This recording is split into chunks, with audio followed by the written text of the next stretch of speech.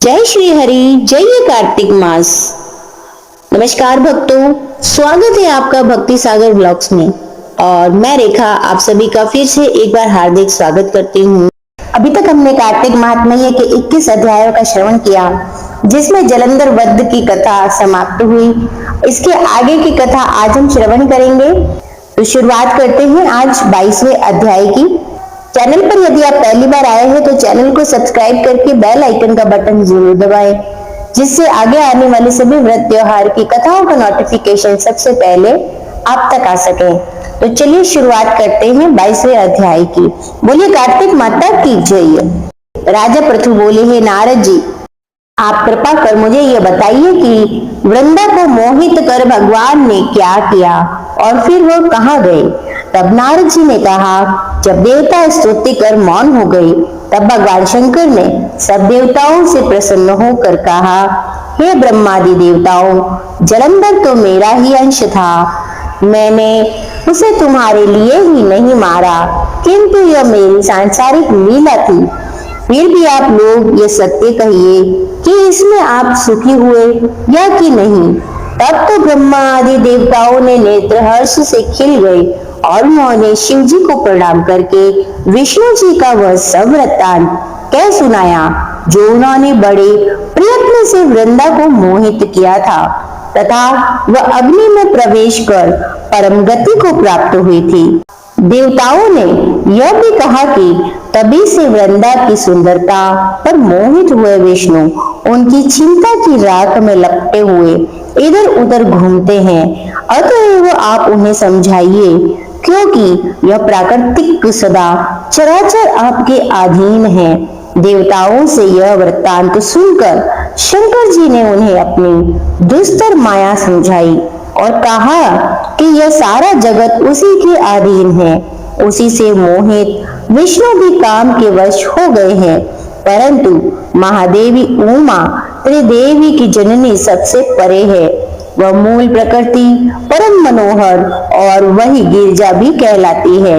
अतएव विष्णु का मोह दूर करने के लिए आप सब उनकी शरण में जाइए। यदि यह प्रसन्न हो जाएगी तो आपका सब कार्य हो जाएगा। भगवान शंकर की आज्ञा से सब देवता मूल प्रकृति को प्रसन्न करने वाले उनके स्थान पर पहुंचकर उनकी बड़ी स्तुति की। तब आकाशवाणी हुई, हे देवताओं, मैं 3 प्रकार से तीनों गणों में पृथक होकर स्थिर होती हूँ। सत्य गण से गौरी ज्योति रूप हूँ। अतएव अब आप मेरी रक्षा से यदि सादर उन देवियों के पास जाओ तो वह तुम्हारे सब मनोरथों को पूर्ण कर देगी। यह वाणी सुनकर देवताओं के नेत्र खुल गए। वह भगवती का आदर करते हुए गौरी, लक्ष्मी और सरस्वती को प्रणाम करने लगे। सब देवताओं ने भक्ति पूर्वक वह सब देवियां प्रकट हो गई और सब देवताओं ने प्रसन्न होकर भक्ति पूर्वक अपना निवेदन किया। देवियों ने कुछ बीज देकर कहा, इन्हें ले जाकर दे दो, तुम्हारे सब कार्य सिद्ध हो जाएंगे। ब्रह्मा आदि देवता उन बीजों को लेकर भगवान विष्णु के पास गए।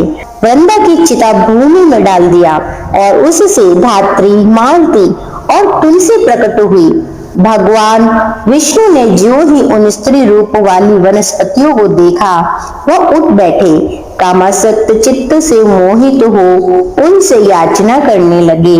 धात्री और तुलसी ने उनसे प्रीति की। विष्णु जी सारा दुख भूलकर देवताओं में नमस्कृत होकर अपने लोक में चले गए। अब वह पूर्वतः सुखी होकर भगवान शंकर का स्मरण करने लगे। यह आख्यान शिव जी की भक्ति देने वाला है। जो कोई इसे सुनता, कहता अथवा सुनाता है, उसे शिव कृपा प्राप्त होती है। तो यहाँ पर यह 22वां अध्याय समाप्त होता है। बोलिए श्री हरि की जय, शिव शंकर की जय। इसी के आगे निरंतर श्रवण करते हुए 23वें अध्याय में नारद जी ने राजा पृथु से कहा, हे राजन, इसी कारण से उद्यापन में तुलसी की जड़ में भगवान विष्णु की पूजा की जाती है। तुलसी का मूल प्रदेश भगवान विष्णु को प्रसन्न करने वाला है। हे राजन, तुलसी का पौधा जिस घर में विद्यमान है वह घर तीर्थ स्वरूप है और उस घर में यम के दूत कभी नहीं आते। सब पापों का नाश करने वाला, अभीष्ट फल को देने वाला है। जो मनुष्य तुलसी का पौधा लगाता है वह यमराज को नहीं देखता। भगवती नर्मदा का दर्शन, गंगा स्नान व तुलसी के पौधे का संसर्ग, यह तीनों एक पुण्यप्रद है। तुलसी का पौधा लगाने से, सींचने से, दर्शन से और तुलसी को छूने से कामिक, वाचिक, मानसिक आदि संपूर्ण पाप नष्ट हो जाते हैं। जो प्राणी तुलसी के दल में भगवान शंकर का पूजन करते हैं वह पुनः गर्भ में नहीं जाते, निसंदेह जीवन मुक्त हो जाते हैं। तुलसी दल में पुष्कर आदि समस्त तीर्थ, गंगा आदि संपूर्ण नदियां और विष्णु प्रभुति सब देवता निवास करते हैं। तुलसी के साथ यानी तुलसी के पास जो अपना प्राण विसर्जन करता है वह चाहे कितना बड़ा पापी क्यों न हो, उसको यमराज नहीं देख सकते। हे राजन, जो लोग तुलसी के कष्ट का चंदन लगाते हैं वह सहज ही मोक्ष को प्राप्त हो जाते हैं।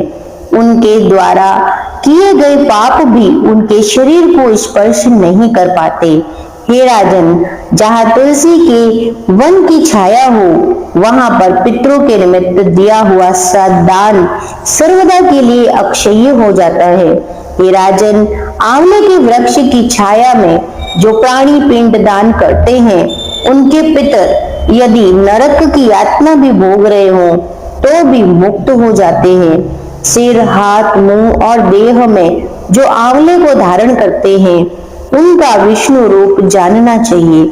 आंवले के फल और तुलसी के दलों को पानी में मिलाकर जो प्राणी स्नान करते हैं उनको गंगा स्नान का फल मिलता है।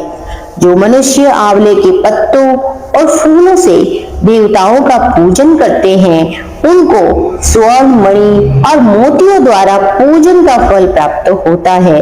कार्तिक मास में सब तीर्थ, ऋषि, देवता, सब यज्ञ जब सूर्य तुला राशि में होता है आंवले के वृक्ष में वास करते हैं और जो मनुष्य द्वादशी तिथि को तुलसी का दल कार्तिक में आंवले का पत्ता तोड़ता है वह रौरव नरक में वास करता है।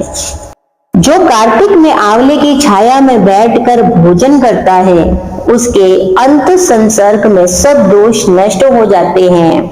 कार्तिक मास में जो आंवले की जड़ में भगवान विष्णु का पूजन करता है उसको श्री विष्णु क्षेत्रों के पूजन का फल प्राप्त होता है। आंवले तथा तुलसी की महत्ता का वर्णन करने में श्री ब्रह्मा जी भी असमर्थ है। इसलिए धात्री और तुलसी की जन्म कथा सुनने से मनुष्य अपने वंश सहित मुक्ति प्राप्त करता है। तो बोलिए तुलसी माता की जय, श्री हरि की जय, कार्तिक माता की जय। यहाँ पर ये 23वां अध्याय समाप्त होता है।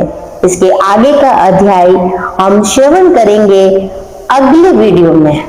तो यदि आपको मेरे द्वारा सुनाया गया अध्याय अच्छा लगता हो तो आप मेरे चैनल को सब्सक्राइब करें और एक लाइक जरूर दें।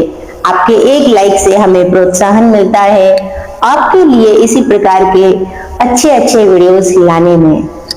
अन्य कार्तिक कथाओं का लाभ आप हमारे चैनल पर ले सकते हैं। इसी के साथ आप अगली कथा कौन सी सुनना चाहते हैं आप कमेंट में हमें वो भी लिखें, हम अगली कथा आपके लिए वही लाएंगे। इसी के साथ आपका दिन शुभ और मंगलमय रहे। मिलते हैं हमारे अगले अध्याय में। तो बोलिए श्री तुलसी माता की जय, वृंदा रानी की जय, कार्तिक माता की जय, श्री कृष्ण की जय। जय श्री हरि, जय कार्तिक माता।